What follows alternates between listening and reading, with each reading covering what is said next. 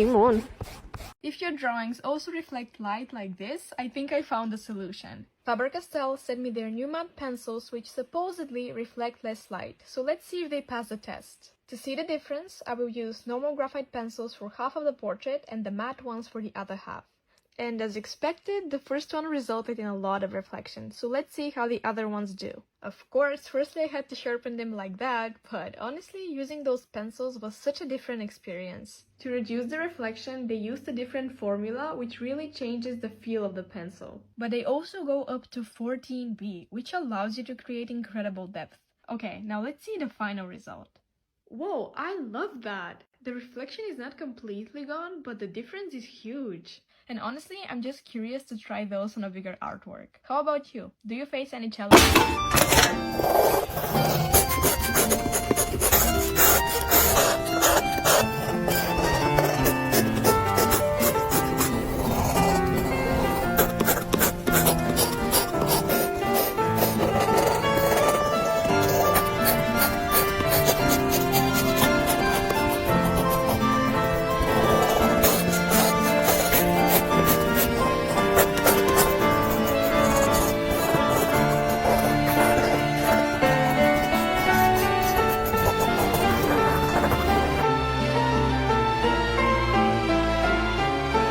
Hoy vamos a hablar de las frentes grandes, porque ya he visto que os causan alguna inseguridad.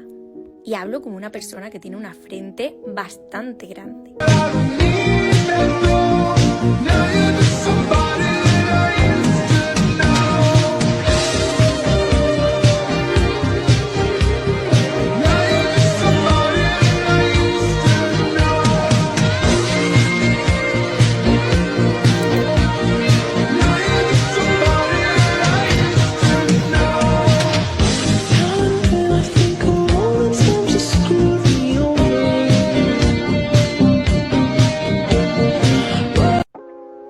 So this is my A-level fine art sketchbook. I got an A star. So yeah, this is just my maths kind of ideas, artist study.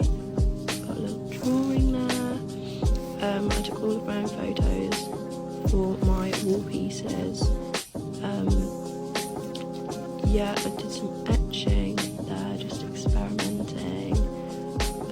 That's the best thing you can do, is just try and show that you experimented and annotate all of your work so they know why you did it and how you feel about it. Here's some line openings that I did and I worked back into. Again, explaining it all. Another artist study and an oil painting, which was an artist copy.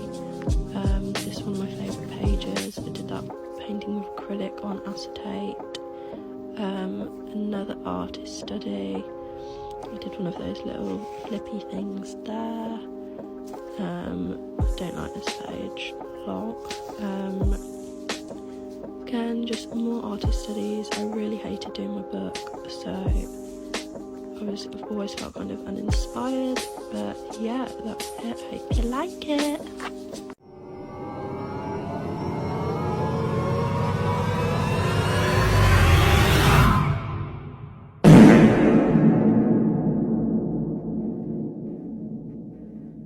How I keep motivation to actually finish my sketchbooks. So firstly, I have this poster of a mildly threatening fish on my wall. That's fun. But a major thing actually is the size of the sketchbook, which is a huge factor because something like this is a lot more entertaining than something like this. As you can see, I also prefer using brighter colors just because I find something like this a lot more boring than something like this. Another way I love keeping sketchbook motivation is challenging myself with quantifiable goals. For example, challenging myself to draw 100 houses or 500 fish. So this way my goals in practice will seem a lot more worth something because there is an endpoint in sight. This is an example of how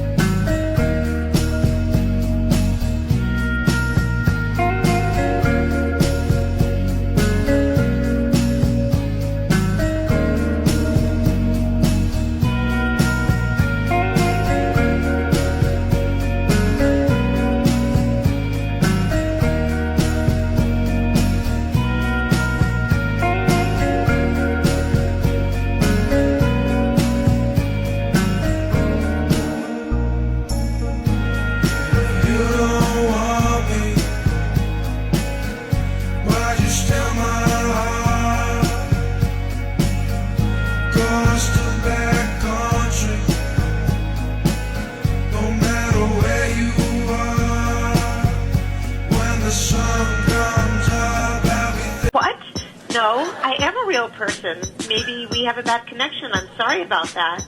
Will you tell me you're not a robot? Just say I'm not a robot, please. I am a real person. Is it weird that I don't want to fill this sketchbook up because I like the cover so much? Like, I look back at this sketchbook and I get, like, geeked about, like, how thick it got, and I still have to do a sketchbook tour of it. And for some reason, my brain is, like, not ready. I did this on the cover part. This is what's typically on the cover part, and, yeah, covering that up has now made my brain massively insecure. But I also feel like I could do like a little freaked out, panicky, anxiety-driven-esque drawing here with Zoe. Or some other stuff. I'm not sure. Because who said sketchbooks have to look exactly the same every single time? You know, sometimes you just gotta vent angrily, pin scritch your sketchbook. It be like that sometimes. I like the grooves in it and it feels nice to touch. Even if you have never drawn a specific creature before, you can use this simple approach to study them. Let's take this trash panda for example. I start by drawing a central line which acts as a guide for symmetry. Then I sketch the biggest shapes I can see, an oval for the head and these two shapes for the paws. They aren't even precise, you don't need to worry about it at this point. Then I add middle-sized shapes like the one for the mouth, two triangles for the ears and small circles for the eyes.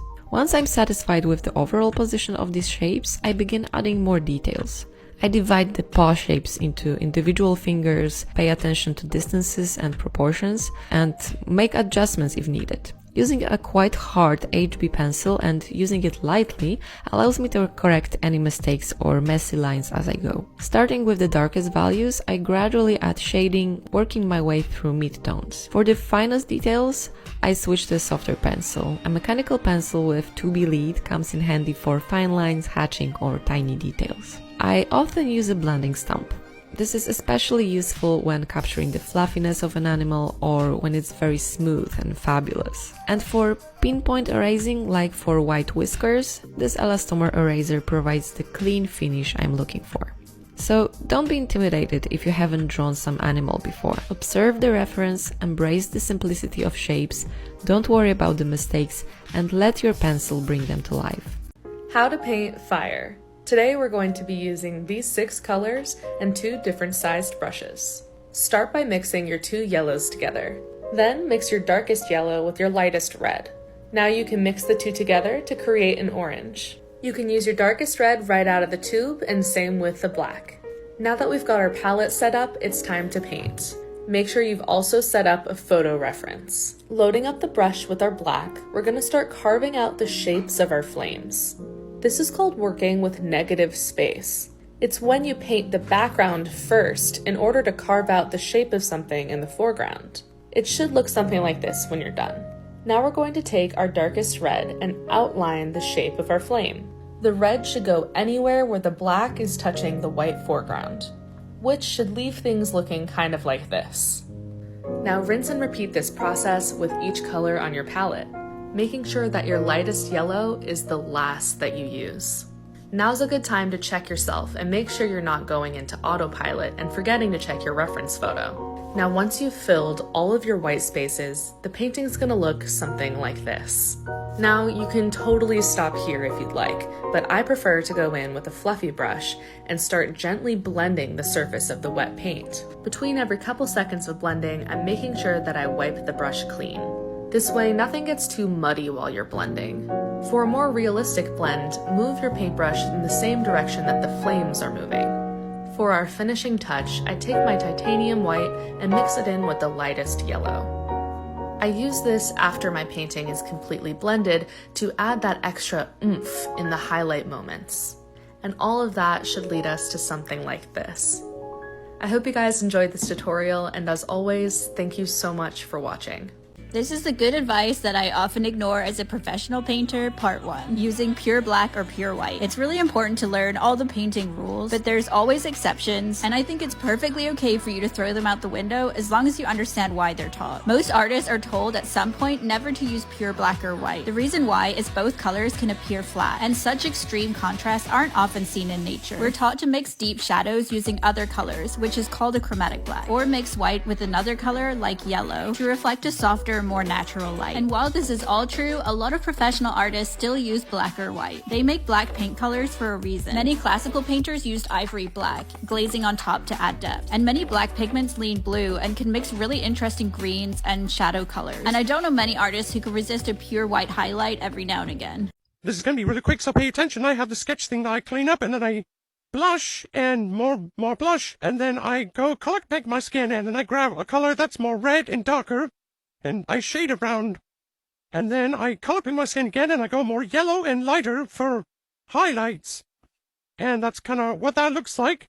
And at this point, this is optional, but I like to use multiply layers, and then I bucket fill it with a gray color, and then I go ahead and erase parts where I have lighting for a more dramatic effect. And then this is how I shade my skin, in case you wanted this, so I hope this helped. Thank you. I can finally leave. Martha, I'm coming home, sweetie. I'm back in the fuck.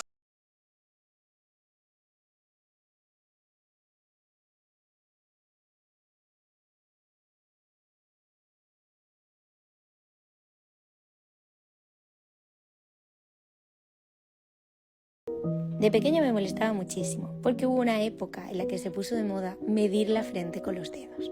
Y los niños son muy crueles y les gusta mucho reírse de aquello que no entienden y que ven diferente. Pero ¿sabéis que hubo una época en la que las frentes grandes fue un estallido de moda? ¿No veis que es un poquito cruel entender un rasgo físico como una moda, como algo de lo que reírte, cuando ni siquiera se puede cambiar? I have two sides.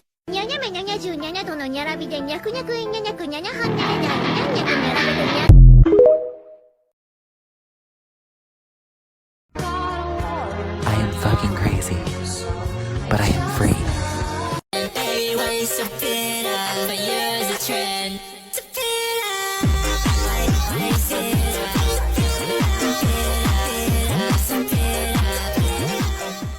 You've heard this noise before, you gotta cross the floor, try not to lose your head. Remember the horrors, this night will keep repeating over and over and over until you make it to the end.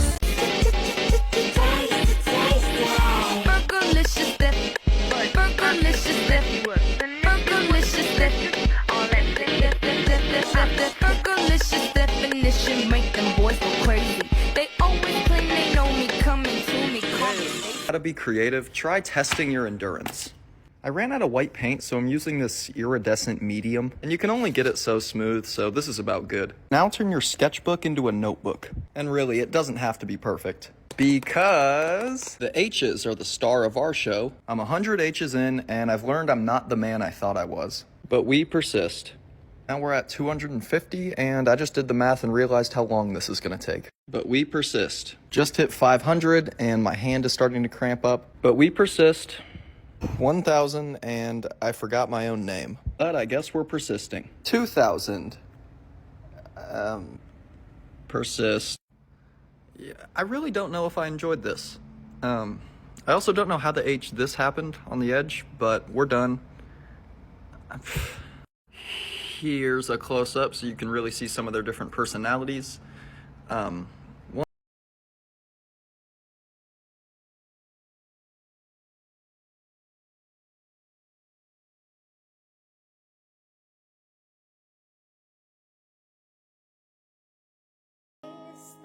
Hey, I know why.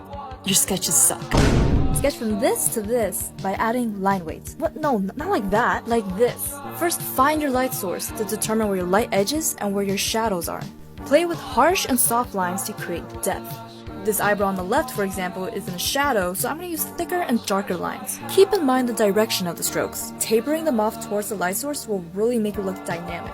So don't forget to practice your line weights. Everything is going to be. Then we finish our sketches. And now we start painting. Now we outline our drawings. After that I paint the background. And then I add details to it with color pencils. Finally I add the character's name. And we're done. Hope it helped. You lied to me. You deceived me. You tried to deceive me. I'm tired of listening to you. You gave me your heart, you know. You'd like me to hand it back, whole again. But I won't. You live a long time yet, Catherine. An eternity without me.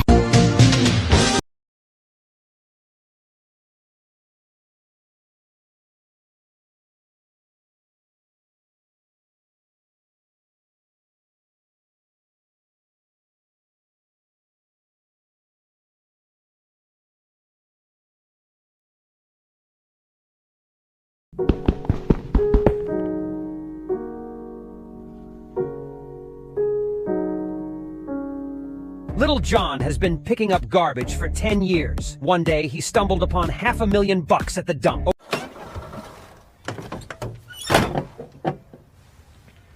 Well, what are you waiting for? I don't know. Something amazing, I guess.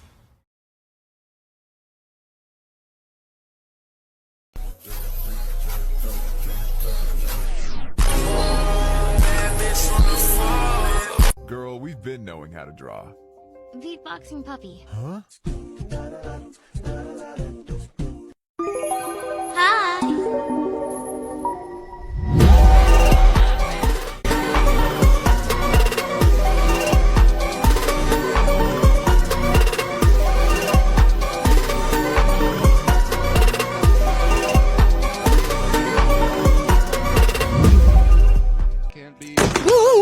¡Lienzo de lineadores de colores! Siempre había querido unos. Ajá. Es como... ¡Ah, qué bonitos! Perdón la mala iluminación de antes. Yo prendí la lámpara. ¡Yay! Aquí es cuando me doy cuenta que no debía haberlo sacado de la caja. Muy mal, Sam, muy mal. En fin, vamos a dibujar a Paimon. Porque yo lo... Por cierto, antes de que me pregunten, no sé cómo conseguir los marcadores porque me los regalaron, así que pues no sé, igualmente les voy a escribir el nombre de la marca en los comentarios para que luego ustedes puedan buscarlos independientemente. Pues ya terminé de hacer a Paimon, voy a poner de niña. Por cierto, no me alcanzó el tiempo, pero está muy bonito pintar con ellos, me gustó mucho cómo pintaron y pues sí se los recomiendo. Y nada. Dibujar a